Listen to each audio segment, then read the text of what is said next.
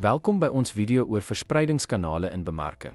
Ons sal die verskille tussen ondersoek direkte en indirekte kanaalstelsels en hoe elkeen die lewering van produkte van produsente na kliënte beïnvloed.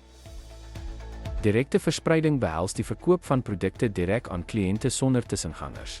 Hierdie metode bied groter beheer oor verkope en kliëntinteraksies, wat dit koste-effektief maak vir produsente wat hul teikenmark doeltreffend kan bedien.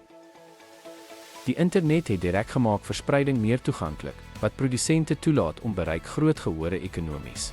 Direkte kontak met kliënte maak vinnige aanpassing aan verbruikersbehoeftes moontlik, bied gepersonaliseerde diens en waardevolle terugvoer.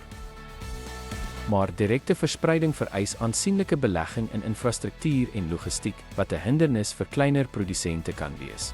Besigheidsprodukte wat gespesialiseerde hantering benodig, gebruik dikwels direkte kanale as gevolg van minder transaksies en groter bestellingsgroottes. Indirekte verspreiding gebruik tussengangers soos groothandelaars en kleinhandelaars om kliënte te bereik. Hierdie benadering maak gebruik van middelmanne se gevestigde netwerke en kundigheid, dikwels kliënte teen 'n laer koste bedien as wat produsente alleen kan bereik.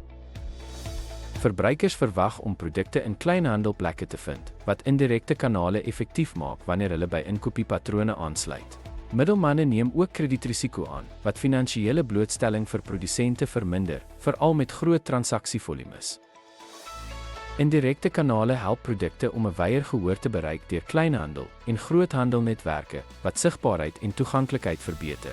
Hierdie metode is voordelig vir produsente wat daarop gemik is om 'n breë verbruikersbasis doeltreffend te bedien. Ten slotte bied direkte en indirekte verspreidingskanale duidelike voordele gebaseer op doelwitte, hulpbronne en marktoestande. Direkte kanale bied beheer en insig, terwyl indirekte kanale doeltreffendheid en markbereik benut. Dankie vir die kyk.